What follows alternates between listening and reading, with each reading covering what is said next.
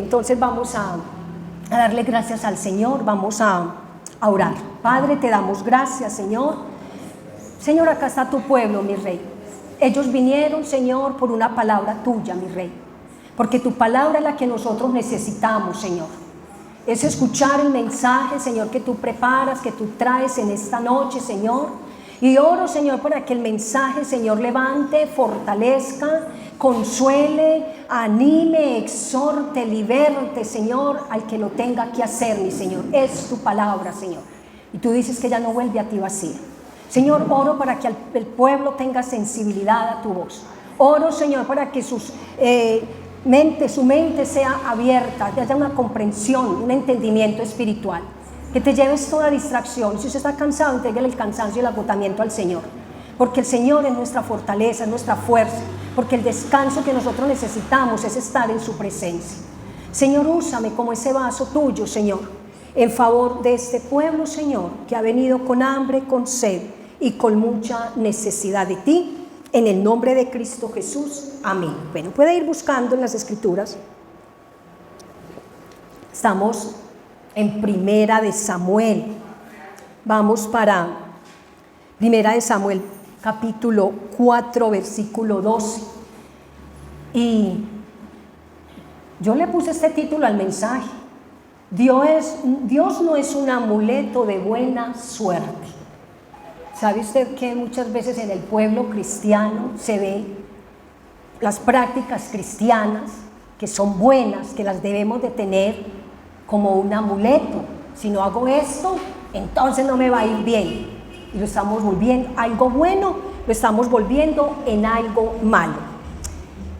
Y vamos allí en Primera de Samuel capítulo 4, 12, y dice: y un hombre de Benjamín corrió del campo de batalla y llegó aquel mismo día a Silo, con sus vestidos rotos y polvo sobre su cabeza.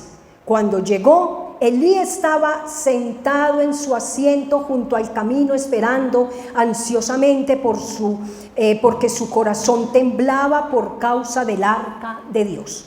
Así pues, el hombre fue a anunciarlo en la ciudad y toda la ciudad prorrumpió en gritos. Al oír Elí el ruido de los gritos, dijo: ¿qué significa el ruido de este tumulto? Entonces el hombre se acercó apresuradamente y dio la noticia a Elí. Elí tenía 98 años. Sus ojos se habían cegado y no podía ver. El hombre le dijo a Elí: yo soy el que vine del campo de batalla. Hoy escapé del campo de batalla. ¿Cómo fueron las cosas, hijo mío?, preguntó Elí. El que trajo la noticia respondió: Israel ha huido delante de los filisteos. Además, ha habido gran matanza entre el pueblo. También han muerto tus 2 hijos, Ogni y Fines, y el arca de Dios ha sido tomada. Cuando mencionó el arca de Dios, Elí cayó de su asiento hacia atrás junto a la puerta. Se rompió la nuca y murió, pues era entrado en años y pesaba mucho. Elí había juzgado a Israel durante 40 años. Vamos a dejar hasta aquí en este momento. Qué situación tan dura, ¿cierto? Qué mensaje tan tremendo que le tocó escuchar a este papá. Sus 2 hijos habían sido, ¿qué? Muertos en batalla. Pero resulta que acá, en Primera de Samuel 4, 17, es el cumplimiento de una palabra profética que Dios ya le había dado a Elí sobre sus 2 hijos y sobre su casa. Y le dijo: Elí, porque tú has sido tan permisivo. Elí no le estorbaba el pecado a sus hijos, y eso ya lo habíamos compartido acá el domingo. Él le daba más honra y más respeto a sus hijos que al mismo Dios. Y Dios se indignó tanto que le dice: los voy a cortar, y a los 2 de una vez. Y ese es ese cumplimiento profético del Señor.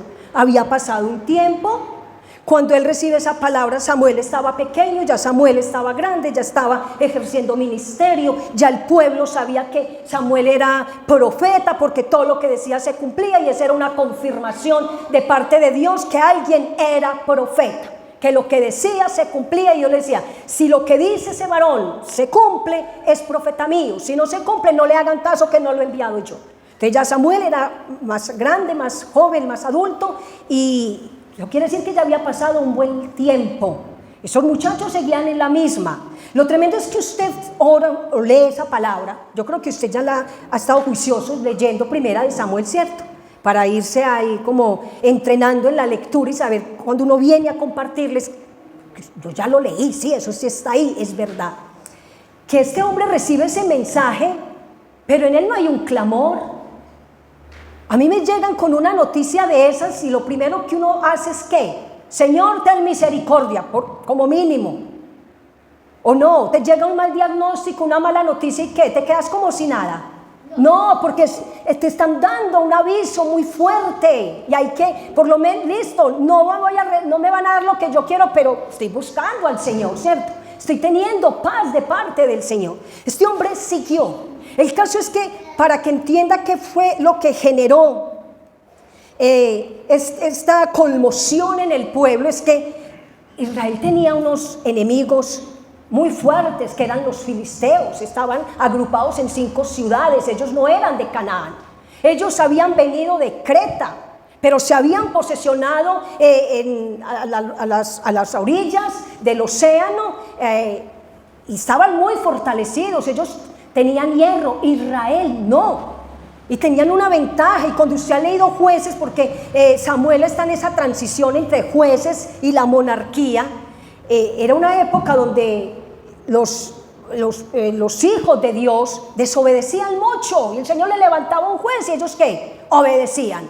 Pero ese juez ya no estaba, y eso que habían muchos que gobernaban mal, el pueblo seguía haciendo lo que le daba ¿qué? La gana. Solamente cuando venían y los oprimían. Sansón fue uno de esos jueces que Dios usó para liberar a Israel de los filisteos. Los filisteos no eran cualquier enemigo. Y Israel sale a enfrentar ¿a quién? A los filisteos, porque los filisteos son los que los desafían. Y ellos se van. Y ellos salen a la batalla. ¿Y qué creen? Fueron vencidos. Sí, el pueblo de Dios fue vencido en batalla. Mueren 4,000 hombres. Qué tragedia tan impresionante. Porque eran hombres de guerra. Mínimo estaban casados, tenían hijos, entonces quedaron huérfanos, quedaron viudas, quedaron unos papás llorando a sus hijos porque habían muerto ¿en qué? En la guerra. Y llegan al pueblo y salen los ancianos. Los ancianos son los que deberían de conocer muy bien la ley, las escrituras, esa palabra que el Señor les dio allí en el monte Sinaí cuando los sacó de Egipto, donde dio instrucciones para que ellos supieran cómo era que tenían que empezar a caminar delante de Él y cómo tenían que tratar a sus enemigos. Pero los ancianos tienen una idea espectacular, pero poco sabia y poco honorable delante de Dios. No, lo que hay que hacer es llevar el arca, porque perdimos porque el arca no estaba en la batalla. Oiga, los ancianos, ¿qué consejo damos nosotros cuando alguien viene en una aflicción, en una dificultad? Y se van con el arca. Tremendo, porque el arca representaba la gloria, la misma presencia de Dios. Era donde Dios se manifestaba. Era donde Dios hablaba a su sacerdote, a Moisés. A Aarón era allí, era un símbolo muy especial para ellos. Y van, la buscan, se regresan. Pero es que ellos estaban confiados porque como iban 2 sacerdotes, porque los sacerdotes eran los que tenían que llevar el arca. Pero lo tremendo es que para entrar al lugar santísimo donde estaba el arca, que era una caja revestida de oro con 2 querubines que se miraban entre sí como un símbolo que decía que es toda la protección, Dios protege lo que hay ahí, que era la tabla de la ley. donde está escrita la ley, la vara de Aarón que había reverdecido en de Dios confirmaba el sacerdocio para Israel de la línea, por la línea de Aarón. Y también había un maná, un pedacito de maná donde confirmaba que él era el que los sustentaba, que él era la provisión para ellos. Pero el sumo sacerdote era el único que tenía esa autoridad para entrar hasta allá. Una vez al año, no era cuando él quería, una sola vez. Los otros sacerdotes entraban a una cortina que había antes del lugar santísimo, pero no hasta allá, hasta esa instancia. Y habiendo sacerdotes, no eran sumos sacerdotes, eran sacerdotes, Fines y Ogni. ¿Y qué hicieron? Vamos con el arca para la batalla. Y eran unos hombres perversos, corruptos, que no supieron honrar el ministerio del sacerdocio, lo menospreciaron. ¿Será que nosotros estamos honrando ese ministerio de sacerdotes? Porque es que nosotros ahora somos los sacerdotes de Jesucristo. Real sacerdocio, nación santa, y no es para cualquier cosa. Es para anunciar las verdades de aquel que nos sacó de las tinieblas y nos trajo a su luz admirable. No, pero vamos con el amuleto. El mero hecho de que hubiesen entrado al lugar santísimo a coger el arca como si nada, que estaba en el tabernáculo, era esa carpa que ellos habían organizado, dada también la instrucción por Dios, y no quedaron consumidos allá porque ya ahí la presencia de Dios hacía rato que no estaba sino el elemento. Pero es que el corazón de Israel hacía rato se había ido del lado del Señor. Lo tenían como un amuleto, como los vecinos, los enemigos, como los filisteos, los jebuseos, los amorreos, que eran politeístas, tenían muchos dioses. ¿Y cuántas veces usted lee en los Jueces que ellos resultaron por ahí haciéndose dioses, imitando lo que Dios les dijo que no hicieran? Y se van para la batalla porque llevamos ¿qué? El arca, porque llevamos el amuleto. Entonces esto va a ser, mejor dicho, algo espectacular. Aquí sí vamos a triunfar.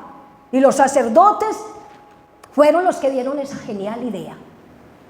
La pregunta es, ¿será que eso a veces no pasa en el pueblo cristiano, en los redimidos por Cristo? Me está yendo tan mal, eso es que, no, tengo que ir más a los cultos. No me malentienda, no me malinterprete, no es que uno no pueda, no debe de afanarse por venir. Pero mira la actitud, tengo que ir al culto, sí, excelente, pero ¿a qué? Porque es tu amuleto, porque es que ya llevo 3 meses sin congregarme y por eso me está yendo mal, entonces tengo que ir a pararme allá, pero no a venir en arrepentimiento. Señor, perdóname, ¿qué es esto, Señor? Tantos miércoles, tantos domingos, Señor, tantas cosas que me he perdido y por eso es que me está yendo mal. No es porque mi presencia física no esté aquí, es porque mi vida espiritual se está caminando lejos de ti. Entonces a veces al pueblo del Señor le empieza a ir mal. No, es que tengo que aumentar 5 minutos de oración, eso es que tengo que ayunar más, y no está mal, auméntelo, hágalo, pero con la intención correcta, con la actitud correcta, de que en esas disciplinas espirituales el Señor te muestre por qué estás tan mal, por qué te está yendo mal, por qué el hogar está así, por qué los hijos están así. No los tomemos como un amuleto. Entonces uno dirá, no, pero es que yo ya no tengo la penca sábila detrás, yo ya no tengo la herradura, ya no tengo el gatito que me da la bienvenida. Si usted tiene eso en la casa, arrepiéntese y sáquelo. Eso es de la nueva era. Y una cantidad de cosas.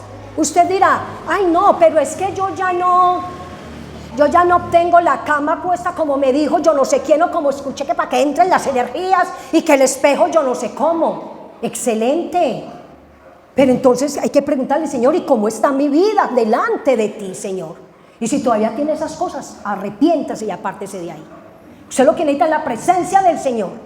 No necesitamos amuletos, no necesitamos cosas para que nos vaya bien más que la presencia del Señor, porque a este pueblo le estaba pasando factura lo que el Señor les había dicho. Señor en Éxodo les había dicho, mi ángel irá con ustedes y los introducirá a la tierra de Canaán, y ustedes les harán frente a los amorreos, a todos los que están allá. Pero ay, si ustedes se vuelven en pos de los dioses de ellos, ya mi presencia no puede estar. Y eso era lo que estaba pasando aquí. Ellos se fueron en sus fuerzas, dependiendo de su propio esfuerzo. Nosotros no dependemos de nuestras propias fuerzas, dependemos de nuestro Salvador.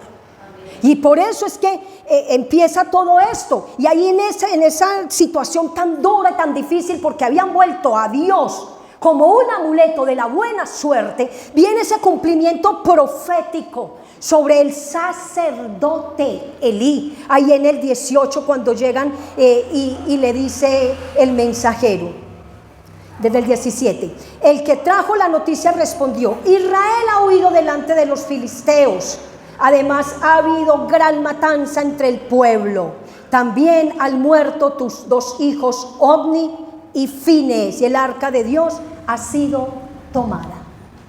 La palabra del Señor se cumple, ¿sabía usted eso? La palabra se cumple. No es que el Señor retarde su venida como algunos lo tienen, que está muy retardadito. Él está dando oportunidad para que muchos se arrepientan, y para que dentro del mismo pueblo haya un verdadero arrepentimiento. ¿Sabe usted que dentro del pueblo, dentro del cristianismo, hay gente no arrepentida? Sí, váyale hacia Apocalipsis. El Señor mandó un mensaje a 7 iglesias y 5 se tenían que arrepentir. Y una de ellas, la Odisea, lo había sacado de su corazón, porque estaba ya el Señor toque y toque. ¡Ey, ábranme, por favor! Ustedes se creen que están muy bien, pero ustedes no están nada bien, porque me sacaron. La palabra se cumple, lo que está escrito se cumple. Y aquí había un pueblo que se le había olvidado. Nosotros no podemos olvidar las escrituras. ¿Qué dice las escrituras acerca de estos tiempos, acerca del Padre, acerca del Redentor, acerca de nosotros como iglesia? Las escrituras están para que las leamos, las vivamos, no para que la tengamos como un amuleto que, ay, que me va a hablar el Señor, y eso abrimos en cualquier parte. Y bueno, y si le sale algo muy bonito, gloria a Dios, aleluya, te amo con amor eterno, espectacular. Y le sale para donde dice, y Judas salió y se ahorcó, y usted está bien mal, entonces me voy a ir a ahorcar. No, ya para mí no hay esperanza. No, la Biblia es para honrarla, para amarla y para respetarla, porque es la palabra de Dios. Porque aquí estamos viendo un pueblo que cayó en desgracia, vencido por unos enemigos que el Señor les había dicho: si ustedes permanecen en mi ley, los enemigos tendrán que huir. En Deuteronomio 28, 7 les decía, y empezando Deuteronomio 28, 1 decía: vea, si ustedes permanecen en mi pacto, en mi ley, en mi presencia, todo lo que ustedes hagan será ¿qué? Bendecido. Y ahí empieza a dar una cantidad de bendiciones. Tremendo, porque son más las maldiciones que uno se acarrea cuando se olvida de Dios. Porque con la poquita bendición alcanza para todo. Para todo. Y empieza a decir: yo bendeciré tu salir, tu entrar, tu alacena. Pero también les da una advertencia. Y les digo, no, ahí no es advertencia, y es una promesa. Y la promesa es, y entonces a veces nos centramos mucho en ¿qué? En la promesa, no, en lo que suena bonito. Pero en las advertencias como que, ay no, esto no es para mí. No, eso quién sabe para quién era. Si es para usted, porque usted lo está leyendo, es para usted. No es para el que no la está leyendo ni el que no la está escuchando.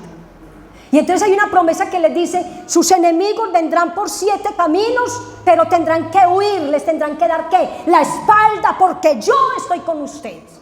Pero viene la advertencia, la contraparte, en Deuteronomio 28, 25.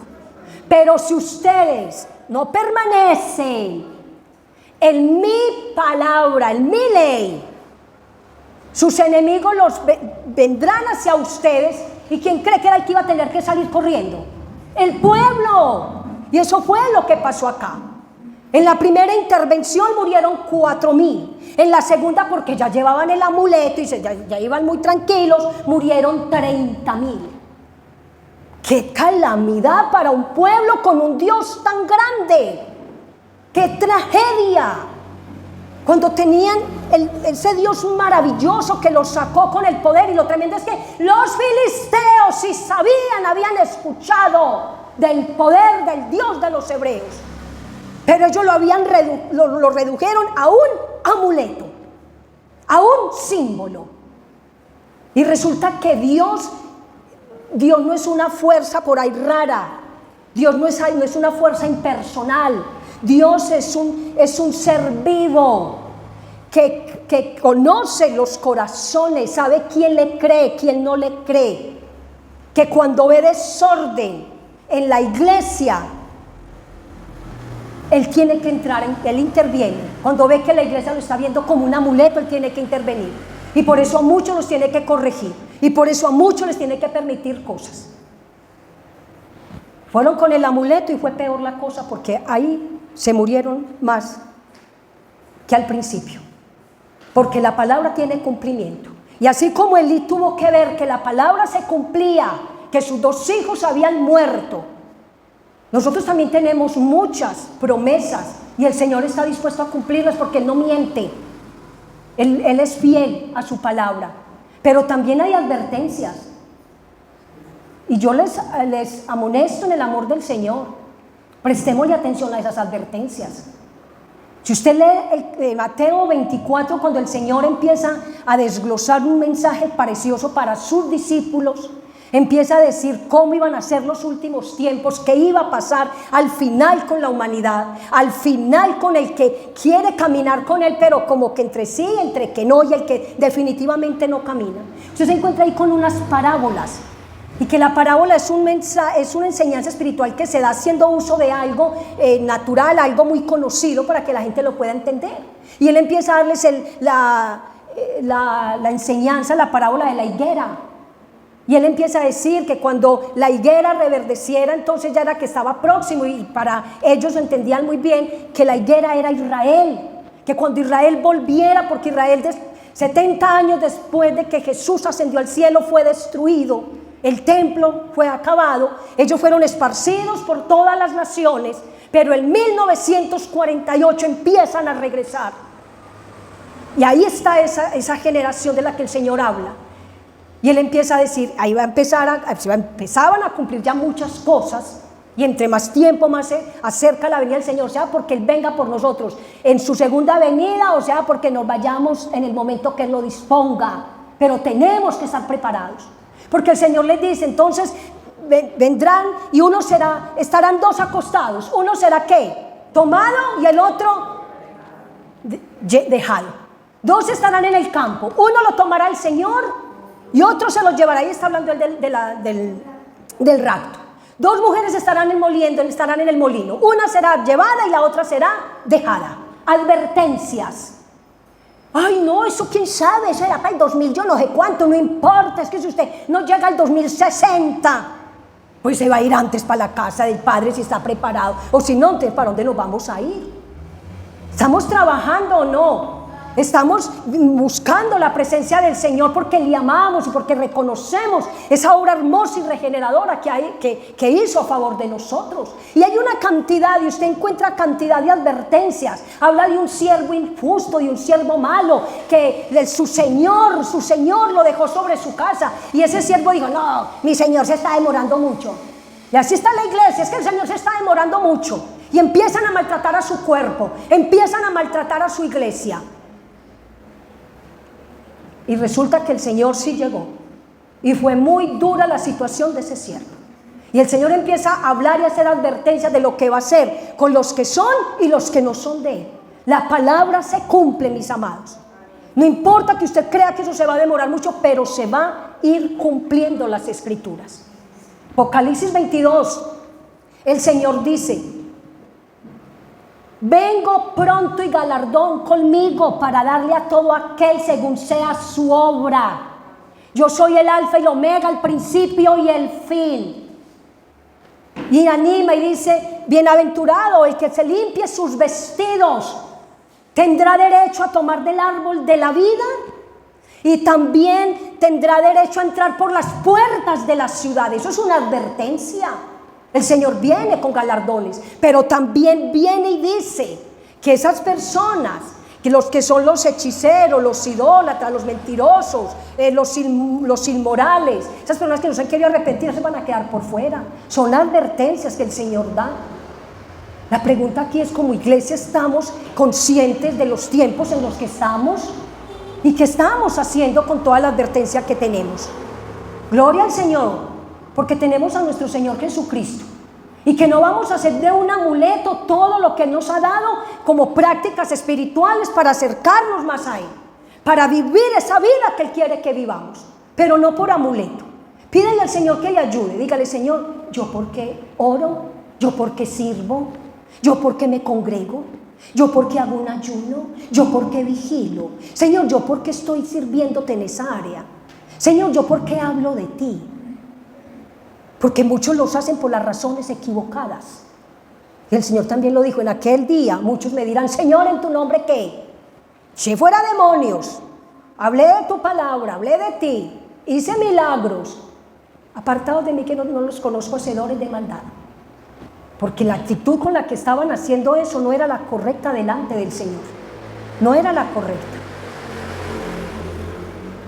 Y si usted sigue leyendo, ahí en el 18 dice, en el 10 vamos para el 19, aquí ya sabemos que el arca fue tomada porque no hubo un pueblo consagrado, porque hubo un pueblo que menospreció la ley, porque dentro del arca iba la ley, pero ellos no la estaban viviendo.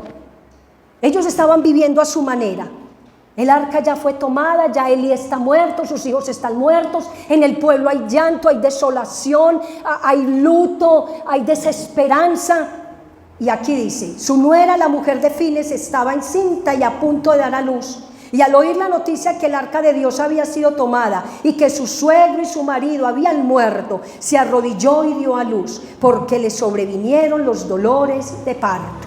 Al tiempo que moría, las mujeres que estaban junto a ella le dijeron: no temas, porque has dado a luz un hijo.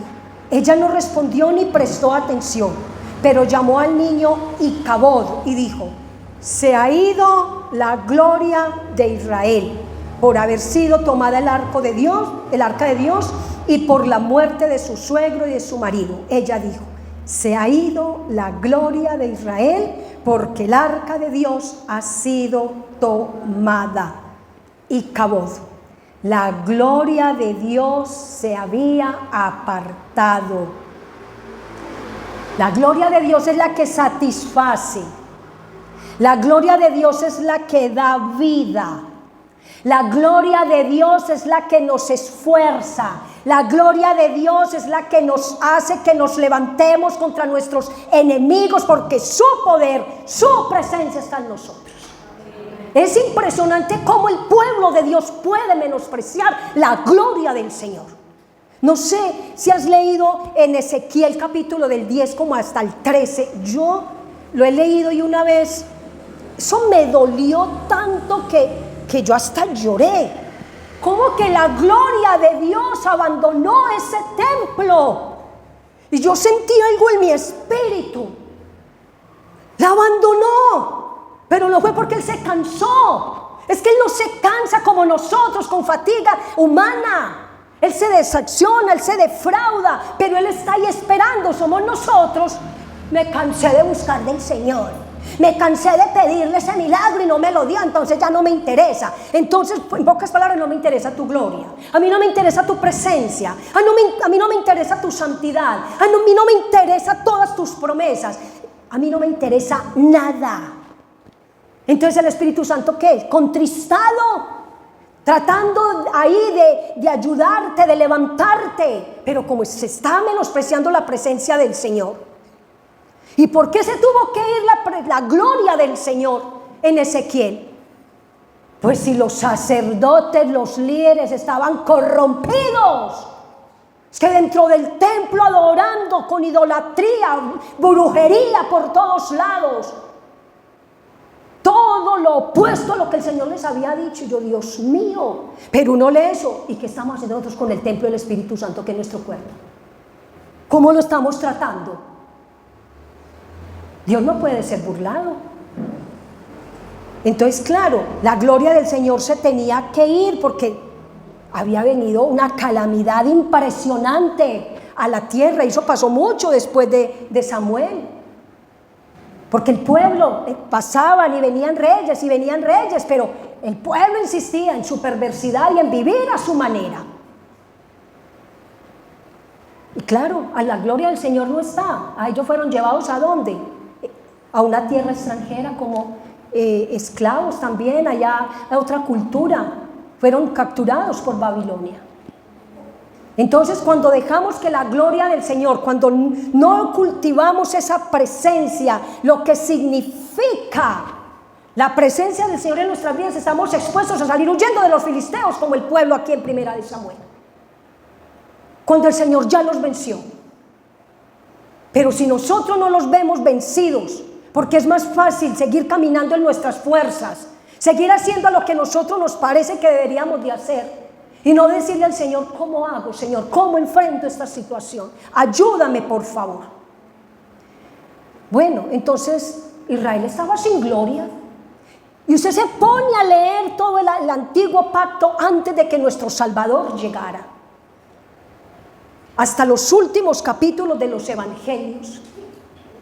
Y usted ve un pueblo toda hora necesitado de un profeta que le esté hablando: vuélvase a mí, dejen su mal camino, apártese, arrepiéntase.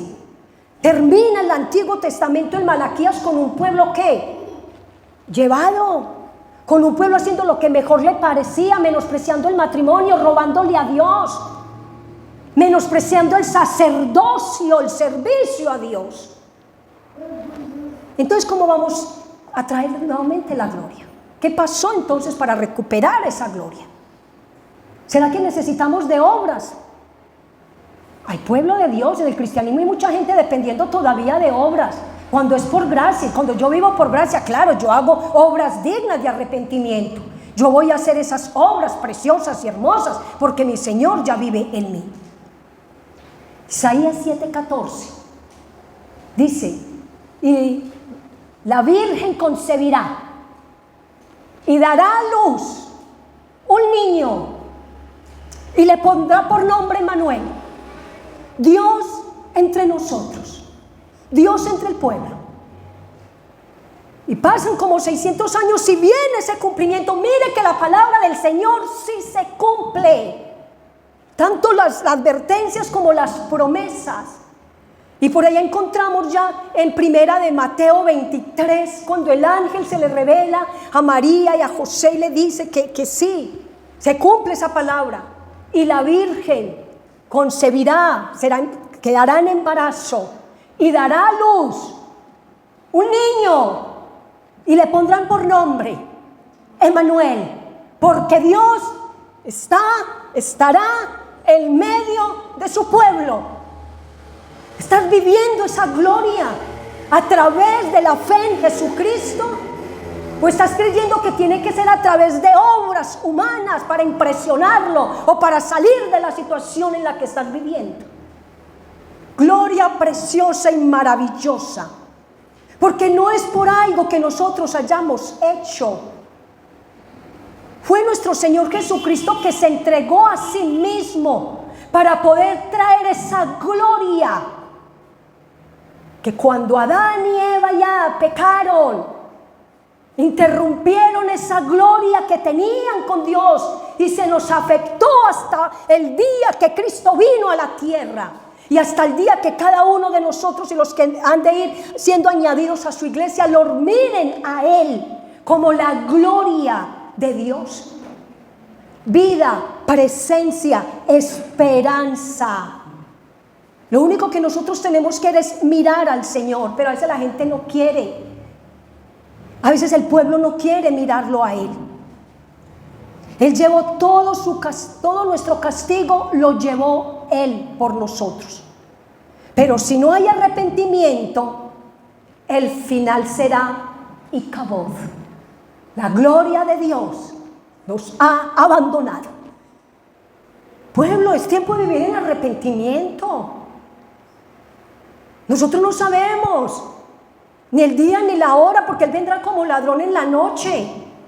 Suena muy duro, pero yo tuve 3 personas en mi familia que el Señor tuvo misericordia, y cuando vivían sin la gloria del Señor, Él les dio una oportunidad, les dio una esperanza de mirar a Cristo y que Emmanuel habitara en medio de ellos, que la gloria del Señor se estableciera en sus vidas y pudieran partir a la gloriosa eternidad con el Redentor. Pero ¿qué de aquellos que se les habla y les habla, porque el Señor trabaja como Él quiere. Hay que decirle: Señor, haga conmigo, haga con mi tío, haga con mi primito y con mi sobrinito y con mi nieto, como con el ladrón en la cruz. A última hora, no, eso es manipular al Señor. El Señor no es un amuleto. Por eso al ser humano le encanta la idolatría, porque está el amuleto, el muñeco, y solo manipulan. Que hoy no te doy agua, que hoy no te pongo vela, que hoy te dejo patas arriba, que mañana te pongo patas abajo, que hoy no te saco, que hoy no te da el sol. Por Dios, la gloria de Dios no se manipula, la gloria de Dios se adquiere con un corazón arrepentido ante Emmanuel, que fue el que trajo la gloria que se había perdido. Pero a veces el pueblo insiste en vivir como Icabod. ¿Por qué? Es que no me ha traído respuestas. Es que usted no se alcanza a imaginar cómo está mi alacena. Es que usted no se alcanza a imaginar cómo están en mi casa. ¿Sí? Y tú te has alcanzado, te has puesto a pensar cómo estaba Emmanuel en esa cruz del Calvario para traer la gloria, que es la que tú necesitas.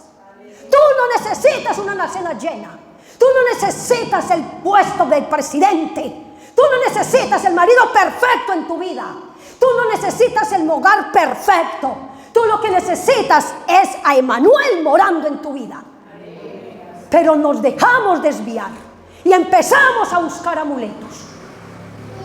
Y es tiempo de arrepentimiento. Es tiempo de arrepentimiento. Porque vivir así, sí, Emmanuel, ¿por qué vivir sin arrepentimiento si Emmanuel vino para llevarnos a Él y no solo acá? Es que esto es una preparación. Nosotros tenemos promesa de una morada ¿qué? Eterna. Y sabemos que la palabra se cumple. Y Jesús le dijo a los discípulos cuando estaban tan tristes porque Él se iba a ir: no se pongan así, es que yo voy a ir a prepararles morada. Y si no fuera así, yo se los dijera. Y lo más lindo es que dice, no solo que va a ir a preparar, porque a ti alguien te puede decir: yo me voy a ir a hacer dinero por allá a las Europas, yo me voy a ir, voy a pasar bien bueno. ¿Y a ti qué? Si no vas a disfrutar de esos euros de las Europas. No, el Señor dijo: yo hago morada, pero vengo por ustedes. La gloria del Señor. La gloria del Señor. Anhelemos la gloria del Señor, no anhelemos tanto la añadidura. Busquemos primeramente el reino de Dios y su justicia, y Él añade todas esas cosas por los que los inconversos, los que no le conocen, sufren tanto. No, busquemos. ¿Tienes por qué vivir apabullados, tristes, en derrota? ¿Por qué estarle corriendo al enemigo? ¿Por qué tenemos que salir huyendo como Israel de los filisteos incircuncisos? Como después un David lleno de la presencia, con la gloria de Dios, los pudo enfrentar. Y él no fue allá en sus fuerzas, él fue lleno del poder de Dios. Si Dios está con nosotros, entonces nosotros vamos a ser más que vencedores por el sacrificio de Cristo en la cruz del Calvario. ¿Qué vas a hacer con todo esto? A mí esa palabra me habló mucho. Yo desde ayer empecé a leerla y la leía, y uno lee y uno encuentra por todas partes al Señor llamándonos a arrepentimiento. Listo, ya estás arrepentido, gloria a Dios. Entonces, más rendición para vivir constantemente en la gloria, bajo el poder del Señor. Menos queja, menos lamento, más agradecimiento, más fidelidad al que es fiel, más honra al que se merece la honra. Una vida llena de la gloria del Señor le da la honra a Él. Vive para Él. No se preocupa tanto y qué va a decir fulano y qué va a decir perano. No, porque sabe, la gloria del Señor pesa. La presencia del Señor es tan poderosa que es la que nos impulsa a continuar. Yo le invito ahí donde usted está. Si usted puede, quiere inclinar su rostro, hágalo. Si usted en esta noche dice: Señor, yo he escuchado mucha palabra, pero la he menospreciado. Señor, no le he prestado la atención que debería prestarle a tu palabra, Señor. O en esta noche tú puedes decirle: Señor, he tenido todas las cosas, las herramientas, disciplinas que tú me has dado, Señor, para que mi vida espiritual crezca, para que mi vida espiritual tenga un orden delante de ti, pero las he tomado como un amuleto porque las he visto más importantes que a ti mismo, porque las he visto como obras muy buenas para agradarte, pero mi corazón está lejos de ti. Dile: Señor, ayúdame, Señor. Y si tú dices: Señor, yo no me he arrepentido, yo no tengo una vida arrepentida, me gusta mucho escuchar la palabra porque es bonita, me encantan las alabanzas, Señor, pero cuando nadie me ve, nadie de los que me conocen me ve, yo estoy haciendo lo que a ti no te agrada, Señor. Si ese es tu caso, pídele perdón al Señor, porque viene juicio a cada vida, y entre más escuchemos de la palabra, más demanda tendremos un día delante de Él. Señor, acá está este pueblo, mi Rey. Señor, enséñanos, ore ahí con Él. Enséñanos a verte como lo que tú eres, Señor. Un Padre que ama, un Padre que perdona, un Padre que reconcilia, un Padre que nos cuida, pero un Padre que no puede ser burlado. Y que todo lo que nosotros sembremos, eso vamos a tener que recoger, para bien o para mal, de nuestras vidas y de los nuestros. Señor, míranos con amor. Dígale: Señor, mírame con misericordia, mi Señor y mi Rey. Ten misericordia de mí, Señor y Dios soberano. Dígale: tenga misericordia de mí, aquí estoy, Señor, enséñame a mirar tu sacrificio. Enséñame a mirar lo que tú hiciste por mí en esa cruz del Calvario. Dígale: enséñame a mirarte como te debo de mirar, mi Redentor, mi Salvador. Dígale: enséñame a valorar hoy tu presencia en medio de mi vida, mi Señor. Que yo no ande como si tú no existieras. Que yo no ande como si tú ya no hubieses pagado por mí un precio tan alto allí en esa cruz del Calvario, por amor a mí, mi Señor. Dígale: aquí estoy, mi Jesús, me pongo delante de ti. Te pido que me ayudes, te pido que me des fuerzas, te pido que me ayudes a permanecer sin importar quién o quiénes me estén rodeando, Señor. Que yo me presente, Señor, todos los días delante de ti con una conciencia limpia, Señor, y así pueda hacerle frente al diablo, a mi enemigo, a mi adversario, mi Señor y mi Rey. Señor, que yo hoy tenga un arrepentimiento genuino, dile ahí. Que mi arrepentimiento sea genuino para que Satanás no tenga nada de qué acusarme delante de ti, soberano creador del cielo y de la tierra. Dile: aquí estoy para que tú hagas en mí como quieras.